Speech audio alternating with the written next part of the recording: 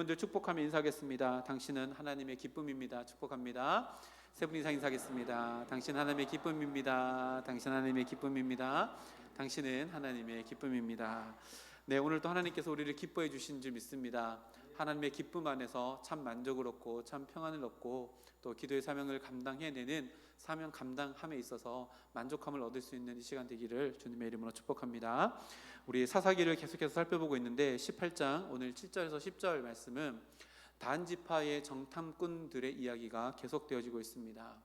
단지파는 여호수아 19장에 보면 이미 하나님께서 단지파 사람들에게 여호수아를 통해서 그들이 평안을 누릴 수 있는 땅을 분배해 주셨습니다. 그런데 그 땅을 하나님을 의지하고 하나님을 신뢰하여서 순종함으로 말미암아 그 땅을 정복하고 그 땅에서 평안을 누리며 살아가야 했지만 불순종하고 하나님을 온전히 신뢰하지 못해서 오히려 그 땅에서 쫓겨나는 신사가 되었습니다. 그래서 새로운 정착지를 찾아 떠난 사람들이 단 지파의 5명의 정탐꾼입니다. 자기에게 주어진 축복의 자리를 믿음으로 쟁취해야 되지만 그렇지 못하고 떠나가는 여정을 우리가 살펴보고 있는데요. 이 단지파 정탐꾼들이 새로운 정착지를 찾아서 떠나가다가 베들레헴 미가의 집에 이르게 되었습니다. 미가의 집에는 뭐가 있었어요? 집 안에 있지만 큰 신당이 있었습니다. 그래서 이 단지파 정탐꾼들이 지나가다가 저기 신당이 있으니까 저기 들어가서 축복을 받고 가면 우리가 가는 길에 금상첨화겠다 라고 해서 들어가게 되어집니다. 아니나 다를까 그곳에 누가 있어요? 미가 집에 제사장이 된 레위 청년이 거기에 있었습니다. 들어보니까 에브라임 산지 사람들의 방언이 아니라 베들레헴 사람의 방언을 쓰고 있어서 너는 누구냐? 라고 했더니 여차여차해서 나는 베들레헴에 있는 레위인이지만 지금 여기에 제사장으로 있습니다 라고 하고 이들이 떠나갈 때에 그러면 우리의 앞길이 형통할지 그것을 우리에게 이야기해 달라 라고 해서 이 레위 청년, 미가의 집에 제사장이 된 레위 청년이 이렇게 이야기했지요. 평안히 가라. 너희가 가는 길은 여호와 앞에 있느니라. 얼핏 들으면 축복의 이야기처럼 들린다라고 했습니다. 그러나 이 말 가운데 숨겨진 하나님의 섭리가 있는데 여호와 앞에 있다라고 하는 단어는요, 여호와 앞에서 인도하심을 받는다, 보호하심을 받는다 라고 하는 의미로 해석되어질 수 있지만 원어의 의미를 보면 여호와 앞이라는 것은 여호와의 맞은편, 다시 말하면 하나님의 반대편에 서 있다는 의미도 포함하고 있다라고 했습니다. 그래서 지금 단지파의 정탐꾼들은 여호와의 반대편에 서 있는 걸음을 걸어가며 여호와의 반대편에 있는 이야기를 지금 만들어가고 있다는 큰 그림 안에서 오늘 7절 말씀부터 시작하고 있습니다. 그렇게 단지파가 미가의 집에서 어설픈 또 애매한 축복을 받고 떠나가서 머문 곳이 라이스라고 하는 곳입니다. 이 라이스라고 하는 곳이 어떤 곳이냐면 원래 단 지파가 여호수아에 의해서 분배받은 땅으로부터 약 170km가 떨어진 곳입니다. 짧은 거리가 아닙니다. 굉장히 먼 거리 170km를 걸어와야지만 갈 수 있는 곳이 이 라이스입니다. 자, 그러면 이런 질문을 해볼 수 있죠. 단 지파의 정탐꾼들이 원래 자기 지파에게 분배된 땅에서 170km라고 하는 먼 거리를 걸어왔는데 이 거리를 걸어오게 한 힘과 원동력이 뭘까?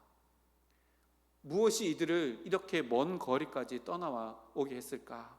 라고 질문을 던지면 무엇일까요? 하나지요. 새로운 정착지를 찾기 위함입니다. 그러면 왜 새로운 정착지를 찾기를 원했을까요? 그곳에서 평안을 얻기 위함입니다. 다시 말하면 자기의 집을 떠나서 새로운 정착지를 찾기 위해서 170km를 떠나게 한 힘은 평안을 갈망하는 욕구 때문에 지금 라이스라고 하는 곳에 와 있다라고 이렇게 정의할 수 있습니다. 평안에 대한 갈망, 이것은요 모든 인간이 다 가지고 있는 원초적인 존재론적인 갈망입니다. 아이들을 키웁니다. 아이들 키우면요 제일 힘들 때가 언제일까요? 저는 아이를 우리 와이프가 전적으로 키워서 이런 얘기하면 잘 안 되는데 아이가 울 때잖아요. 막 얘가 울면 어떻게 해야 될지 몰라가지고 막 이러잖아요. 아이들이 왜 울까요? 평온이 깨졌기 때문에 그렇습니다. 배고픔이 찾아와서 평온이 깨졌습니다. 그 큰 거 작은 걸 했는데 엉덩이가 찝찝해서 평안이 깨졌습니다. 밥을 먹었는데 엄마가 서툴러서 트림을 안 시켜줘서 속이 불편해서 평안이 깨졌습니다. 그럼 어떻게 해요? 웁니다. 그렇죠? 모든 평안을 찾아가는 이 갈망은요, 어린 아이에서부터 어른에까지 그 수위가 다르고 그 평안이 주는 어떤 대상이 다르지만 모두에게 다 있습니다. 이것이요, 지금 단지파 정탐꾼들을 170km라고 하는 먼 거리를 걸어가게 하는 힘이라고 이렇게 정의할 수 있습니다. 사실 단지파 정탐꾼들은요, 그렇게 먼 길을 떠나지 않아도 됐었습니다. 왜요? 하나님께서 이미 평안을 얻을 수 있는 땅을 허락해 주셨기 때문입니다. 그런데 지금 여기 왜 왔어요?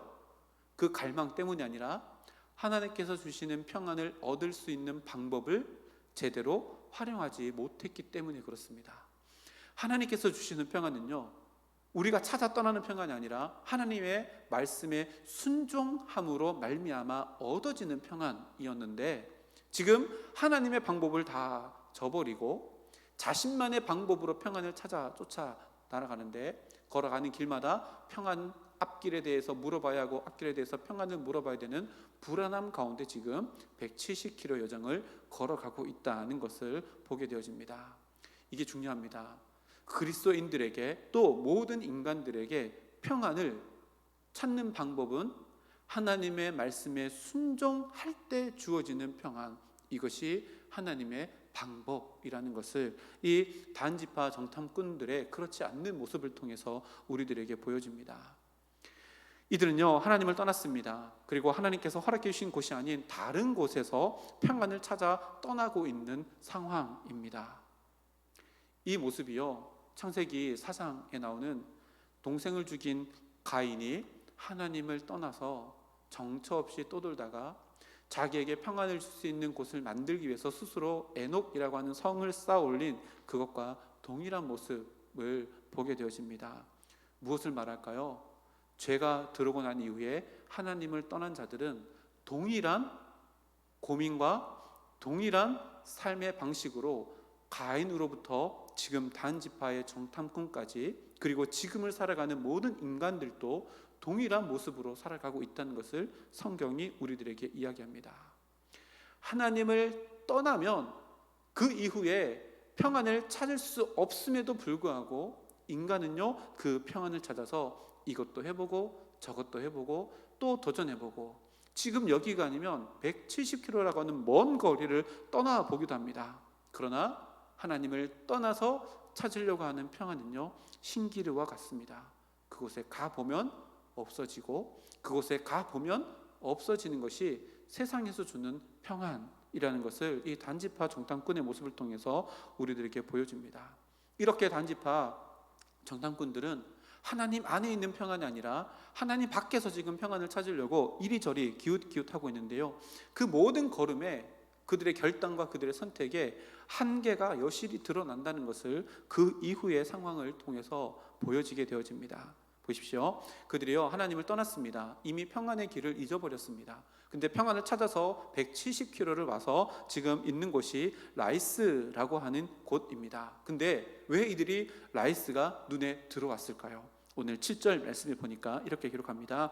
이에 5사람이 단지파 5 정탐꾼들이 떠나 라이스에 이르러 거기 있는 백성을 본즉, 라이스 백성들이 어떠냐면 염려 없이 거주하며 시돈 사람들이 사는 것처럼 평온하며 안전하니 그들 그 땅에는 부족한 것이 없으며 부를 누리며 시돈 사람들과 거리가 멀고 어떤 사람과도 상종하지 아니함이라. 지금 단지파 정탐꾼들이 여러 곳을 170km라는 먼 거리를 오다가 라이스라는 성읍을 딱 봤는데, 와, 여기다, 여기가 바로 우리가 평안을 찾을 수 있는 곳이다 라고 선택한 이유는 라이스가 다른 곳과 달리 평화로운 곳이었기 때문에 그렇습니다. 정말 아이러니하죠. 자신의 평안을 위해서 평화로운 성읍을 정복해서 평안을 얻으려고 하는 완전히 잘못된 선택을 가지고 있다는 것을 보게 되어집니다. 여기 말씀해 보니까 이런 표현이 나오잖아요. 시돈 사람과도 거리가 멀고 다른 사람과도 상종하지 않고 살아가는 곳이라는 설명이 있습니다. 이게 어떤 의미일까요? 이게요, 동맹 관계가 없는 성읍이다, 것을 이야기합니다. 그때 당시에는요, 지파 한 족속마다 이렇게 그 나라를 형성했던 시대입니다. 그래서 큰 족속이 우리를 쳐들어올 때, 야, 옆에 있는 족속과 야, 우리 동맹을 맺자. 그래서 저 족속이 찾아오면 네가 우리 좀 도와주라, 우리도 너희를 도와줄게. 이렇게 해서 동맹을 맺어서 서로를 지켜주기 위한 동맹을 맺었는데, 이 라이스라고 하는 성읍은요, 큰 옆에 저기 멀리 있는 시돈 아니면 옆에 있는 어떠한 족속과 어떠한 동맹도 맺지 않고 있다는 것을 이 정탐꾼들이 발견을 한 겁니다. 그리고 이것이 라이스를 정복해서 이곳을 우리의 평안의 도시로 삼자라고 선택한 이유라고 이렇게 이야기합니다. 자, 그러면 한마디로 이야기할 수 있죠. 단지파 정탐꾼들이 라이스라는 성읍을 선택한 이유가 뭐예요? 쉬운 상대를 고른 겁니다. 하나님의 말씀에 순종해서 얻는 평안이 아니라, 하나님은 저리 가고 내가 가지고 있는 능력으로, 내가 가지고 있는 것들로 할 수 있는 쉬운 상대를 골라서 그 안에서 내가 평안을 누리고자 하는 겁니다. 그러면 이 단지파 정탐꾼들이 가지고 있는 가치관은 어떤 가치관일까요? 철저하게 힘의 논리입니다. 힘의 논리입니다. 내 힘보다 힘이 약해 있는 족속을 짓밟아서 그 위에 우리가 평안을 세워가자. 근데 이 라이스라고 하는 그 단지파 정탐꾼들은 왜 이렇게 생각했을까요? 원래 하나님께서 자기에게 준 지역에서 힘에 밀려서 쫓겨난 경험이 있기 때문입니다. 그런데 하나님께서 주시는 전쟁은 힘의 논리로 하는 것이 아니라 무엇으로 하는 걸까요? 순종이냐 불순종이냐, 하나님을 신뢰하느냐 그렇게 않느냐의 전쟁인데, 그 하나님의 삶의 원리를 알지 못했기 때문에 지금 이 단지파 정탐꾼들은요, 지극히 세상적인 약육강식 그리고 힘의 논리를 가지고 자신의 평안의 도시를 찾아 떠나고 잘못된 선택을 계속해서 해나가고 있다라고 성경이 기록하고 있는 겁니다. 잘 보십시오. 이렇게 해서요, 라이스를 정탐하고 이제 복귀를 합니다. 복귀한 이후에 9절 말씀을 보니까 이렇게 기록합니다. 이르되 일어나 그들을 치러 올라가자. 우리가 그 땅을 본즉 매우 좋더라. 너희는 가만히 있느냐? 나아가서 그 땅 얻기를 게을리 하지 말라. 어디서 좀 읽어본 것 같은 느낌이 들지 않습니까? 민수기에 모세가 12정탐꾼 보냈을 때 12명이 돌아왔습니다. 그때 여호수아와 갈렙이 이런 보고를 했지요. 그곳에 올라갑시다. 하나님이 우리에게 다 주셨습니다. 왜 여기서 머뭇거리고 있습니까? 하나님의 능력을 믿고 올라갑시다 라고 여호수아와 갈렙이 이야기했는데, 지금 그것과 비슷한 이야기를 단지파 정탐꾼들이 하나님이 허락하신 도시가 아니라 그들이 원하는 도시를 정복하기 위해서 동일한 맥락을 가지고 자기의 속마음을 포장하고 있습니다. 보세요. 이 9절 말씀 보면요, 이들의 고백 보세요. 일어나라. 그들을 치러 올라가자. 게을리하지 말고 빨리 가자. 불입전전에 빨리 움직이자. 여기서 진취적인 모습도 느껴집니다. 희망이 느껴집니다. 생기가 돕니다. 그리고요, 원대한 목표를 향해서 비장함까지 느껴지는 선언이 이 9절 말씀에 있습니다. 자, 그런데요, 문제는 뭐예요? 무엇을 위한 이런 것이냐는 거예요. 하나님의 영광을 위한 진취적이고 생기가 돌고 원대한 목표에 대한 비장함이 아니라, 하나님께 순종하는 것은 잘 모르겠고 내 마음이 원하는 것을 하기 위해서 이런 놀라운 고백을 하고 있다는 것이 문제이지요. 그리고요, 이렇게 얘기하고 난 다음에 타당한 이유까지 제시하잖아요. 그 땅이 내가 보니까 너무 좋더라. 다르게 표현하면 뭐예요? 하나님이 우리에게 주신 땅처럼 젖과 꿀이 흐르는 땅이더라 진짜. 그러니까 진짜 올라가야 된다. 가만히 있지 말고 나아가자 라고 이렇게 정말 근사하게 비장하게 정탐꾼들이 보고를 합니다. 근데요, 여기서 더 충격적인 일이 있는데 10절 말씀을 보면 이 정탐꾼들이요, 자기가 만든 신기루와 같은 희망, 그것을 얻기 위한 이런 멋진 슬로건을 막 이야기할 때 은근슬쩍 하나님의 이름을 싹 끼워 넣어서 하나님의 이름을 도용합니다. 10절 말씀 보세요. 너희가 가면 평화로운 백성을 만날 것이요 그 땅은 넓고 그곳에는 세상이 있는 것이 하나도 부족함이 없느니라. 하나님이 그 땅을 너희 손에 넘겨 주셨는지라 하는지라. 은근슬쩍 하나님 이름을 슥 집어넣죠. 누가 이 이야기를 했을까요? 하나님이실까요? 아닙니다. 이미 이 이야기는요, 여호수아 19장에 단 지파에게 그 땅을 허락해 주실 때 하나님이 이미 하셨는데, 그때는 이런 이야기를 하지 않고 가만히 보니까 저 가나안 족속은 우리가 힘으로는 안 될 것 같은데 지레 겁먹고 포기하고 그들에게부터 떠나올 때는 이런 얘기를 전혀 하지 않았습니다. 근데 지금은요, 너무나도 희망차 보입니다. 마치 자기가 여호수아와 갈렙이 된 것처럼 막 이야기하고 있습니다. 그런데요, 우리가 다 알잖아요. 이것은 이들의 바람일 뿐이고 이들의 착각일 뿐입니다. 각기 자기 소견에 옳은 대로 행하는 겉모습만 그럴싸한 모습이라는 것을 우리는 알 수 있습니다. 정복하러 가자라고 하는 힘찬 결단의 함성도 있고, 게으르지 말고 일어나라 라고 하는 거룩한 촉구도 있습니다. 하나님이 그 땅 우리를 손에다 넘겨주셨다라고 하는 믿음의 확신의 선포도 있습니다. 그런데 뭐가 없어요? 하나님의 뜻은 여기에 없습니다. 이것을 포장하고 있는 것은 뭐예요? 평온을 갈망하는 육신적인 욕구 때문에 지금 이런 것들이 생겨나고 있습니다. 정작 하나님께서 단지파에게 준 그 땅을 정복할 때는요, 이런 것이 하나도 없었습니다. 결단력도 없었고 게을렀습니다. 그리고 170km나 걸어왔던 인내와 끈기도 그때는 없었습니다. 근데 지금은요, 이 모든 것이 다 있습니다. 여기서요, 우리의 삶을 돌아보게 되어집니다. 우리는요, 나를 구원해 주시는 예수님을 위해서, 하나님의 나라를 위해서, 주님의 몸된 교회를 위해서 무엇인가 할 때요, 첫 마음은 해야지 돌아서면 안 할 수 있는 핑계를 막 만듭니다. 그래서 회피해서요, 다른 곳에서 평안을 찾아보려고 애씁니다. 근데 정작 내 마음 가운데 원하는 것이 있으면요, 그 거리가 170km라도 기꺼이 끈기를 가지고 가고요. 170km 가려면 그냥 가나요? 돈도 들지요, 시간도 들지요, 에너지도 들지요. 그러나 내 마음 가운데 있는 육신의 평안함을 위해서는 모든 것을 다 행하는 우리들의 모습이 이 말씀을 통해 비춰지지 않는가 우리를 돌아보게 합니다. 만약에 단지파가 지금 이 열정을 가지고 원래 하나님께 주신 그 땅을 정복했더라면 갈렙과 마찬가지로 그 땅을 정복한 믿음의 용사로서 이 단지파가 위대한 모습으로 기록되어져 있었을 겁니다. 하나님의 위대한 구속 역사의 일부로 단지파의 아름다운 모습이 기록되어졌을 겁니다. 근데 지금요, 사사기 결론 부분에 단지파의 이야기가 있으면서 사사기의 영적인 어두움의 출발점이 된 지파가 바로 단지파라고 사사기를 쓴 저자가 결론 부분의 단지파를 이렇게 나쁜 반면의 교사의 모습으로 드러내고 있다는 것을 보게 되어집니다. 단지파는요, 포장의 달인입니다. 지금 자기의 욕심을 다 포장하고요, 마치 이것이 하나님의 거대하고 위대한 일들을 감당하는 것처럼 이렇게 포장합니다. 중요한 것은요, 포장지가 아니라 그 포장지 안에 담고 있는 진짜가 무엇인가가 더 중요한데, 지금 포장만 열심히 하고 있습니다. 근데 그 포장 안에는 뭐예요? 하나님의 뜻이 아닙니다. 자기 욕심이고요, 불순종의 부끄러움을 덮기 위한 것이라는 것을 우리가 알게 되어집니다.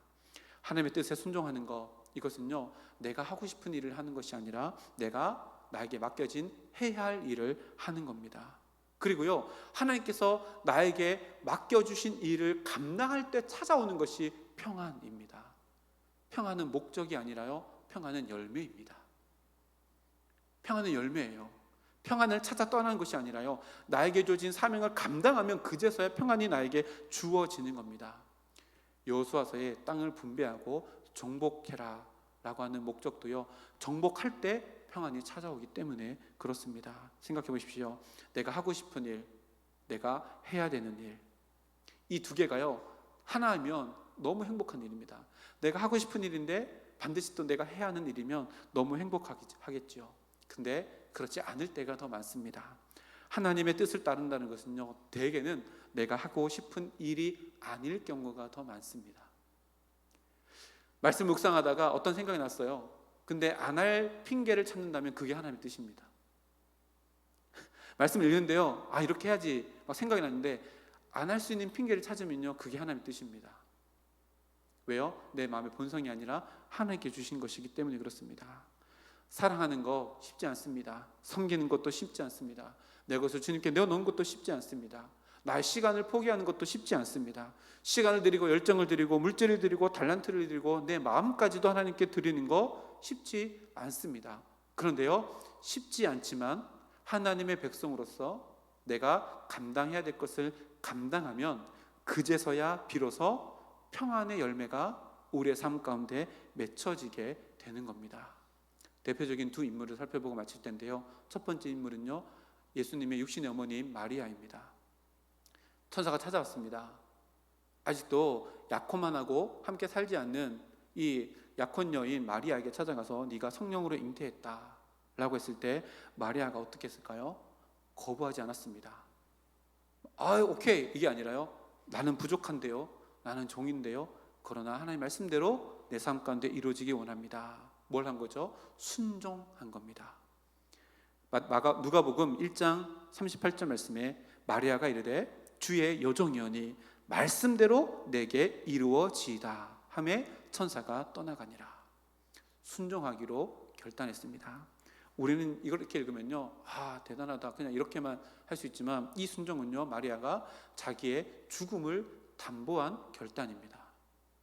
아직 결혼하지 않았는데 임신했다면요, 돌에 쳐 죽을 수 있는 결단입니다. 근데 이렇게 결단한 마리아에게 염려, 근심, 걱정, 불안 이런 것들이 찾아왔을까요? 아닙니다. 사촌 엘리사벳을 찾아갔는데 엘리사벳도 임신할 수 없었는데 임신했다는 얘기를 듣고 내 육신 가운데 성령으로 잉태하신 것은 하나님의 뜻이구나 라는 것을 깨닫고 나서 근심이 아니라요, 누가복음 그 뒷구절에 보면 뭘 해요? 하나님을 찬양합니다. 뭐예요? 평안이 찾아왔습니다. 무엇 때문에요? 말씀에 순종한 열매로 평안이 찾아왔습니다. 평안은요, 찾아 떠나야 될 목적이 아니라 우리가 맺어야 될 열매입니다. 무엇으로요? 순종함으로. 참 평안은요, 하나님께서 또 이렇게 말씀하십니다. 그러면 하나님에 있어서 우리가 평안의 열매 맺는다는 것은 도대체 뭘까? 요한복음 15장 10절 말씀에 포도나무 얘기를 하시면서 예수님께서 이렇게 말씀하십니다. 내가 아버지의 계명을 지켜 그의 사랑 안에 거하는 것 같이 너희도 내 계명을 지키면 내 사랑 안에 거하리라. 우리가 하나님 안에 거해서 순종할 때 우리의 삶 가운데 사랑의 열매 또 평안의 열매가 우리 삶 가운데 맺혀질 것이다. 예수님께서 말씀하십니다. 마리아뿐만 아니라요, 구약 성경에 이삭도 순종으로 말미암아 평안을 누렸던 대표적인 인물입니다. 우리가 잘 알듯이 이삭은요, 아브라함에게 주신 약속의 아들입니다. 근데 아브라함에게 하나님께 찾아오셔서 야, 모리아산으로 가서 네 아들 이삭을 나에게 바쳐라. 아버지가 먼저 순종합니다. 이 말씀을 듣고 그 다음날 아침 일찍 일어나서 아들과 함께 3일길을 가서 모리아산 정상에 올라갑니다. 올라가는데 제단을 쌓습니다. 제단을 쌓는데 아들 이삭이 봤더니 재물이 없습니다. 아빠, 다 있는데 재물이 없네요. 아빠가 이야기하죠. 아들아, 번제할 어린 양은 하나님께서 미리 준비하실 거야. 그리고 제단이 완성되었습니다. 근데 갑자기 아버지가 아들 이삭을 결박합니다. 그리고 제단 위에 올려놓습니다. 성경을 아무리 읽어봐도 이삭이 발버둥 쳤다는 이야기가 없습니다. 이삭을 뭘 한 걸까요? 아버지를 따라서 순종한 겁니다. 결박한 아들, 그 위에 칼을 들고 있는 아버지가 칼을 높이 들어서 아들을 제물로 잡으려고 할 때 하나님께서 찾아오시오. 아브라함아, 네가 이제 나를 순종하는지 알겠다 라고 하고 풀숲에 걸린 순양을 가져다가 제사를 드리게 합니다. 가만히 보십시오. 이 장면에서요, 이삭을 가만히 보면 너무나도 평온합니다. 평온해요. 마치 진짜 제단 위에 있는 제물처럼 아무 말 없이 평온합니다. 왜 그랬을까요?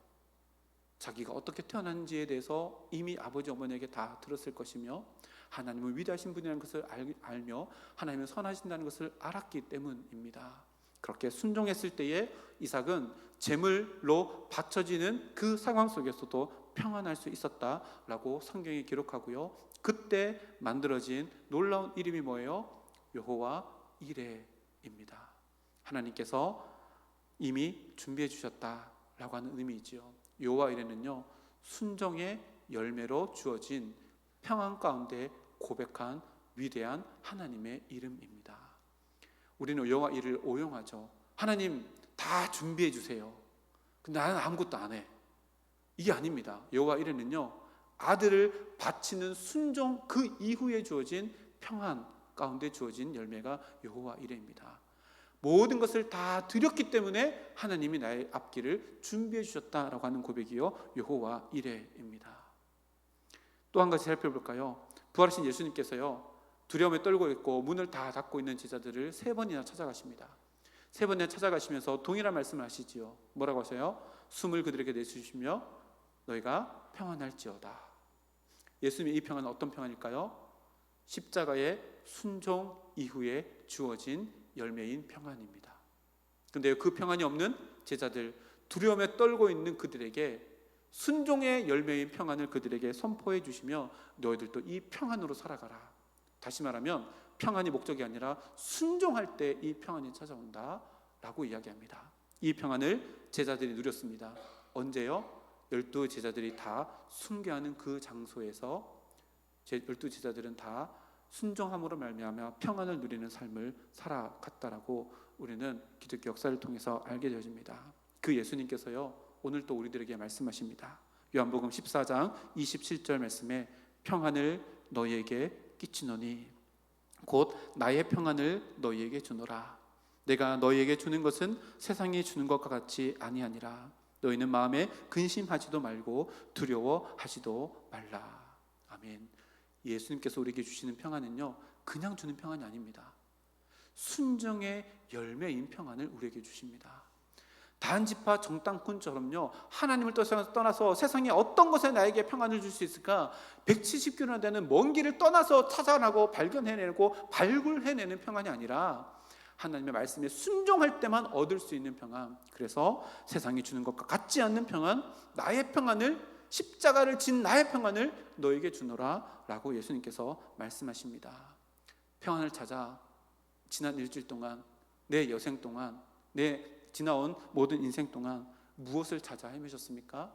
평안은요, 찾아서 발견되어지는 것이 아니라 순종함으로 말미암아 내 안에서 맺혀지는 열매입니다. 오늘 말씀을 통해서 분명히 이야기합니다. 그래서요, 하나님의 뜻에 순종하는 것을 내 삶 가운데 첫 번째 목표로 살아가는 자들만 하나님께서 주시는 평안을 우리의 삶 가운데 누릴 수 있고요, 여호와 이레를 진정으로 고백할 수 있을 뿐만 아니라 십자가를 지나서 부활의 능력으로 매일매일을 살아갈 수 있다는 것을 오늘 말씀을 통해서 깨닫습니다. 오늘 함께 기도하며 나아갈 때 하나님, 내가 육신의 평안을 찾기 위해 세상의 그 어떤 것을 쫓아 살아가며 단지파 정탐꾼처럼 하나님을 떠나 170km나 되는 먼 곳까지 갔던 불순종한 영혼입니다. 나의 모습을 돌이켜 주시사 하나님 안에서의 평안을 누리고 순종으로 말미암아 얻어지는 평안의 열매를 내 삶 가운데 채워갈 수 있도록 도와주십시오. 기도할 수 있는 우리 모두가 되는 오늘 이 밤 되기를 주님의 이름으로 축복합니다. 함께 기도하겠습니다.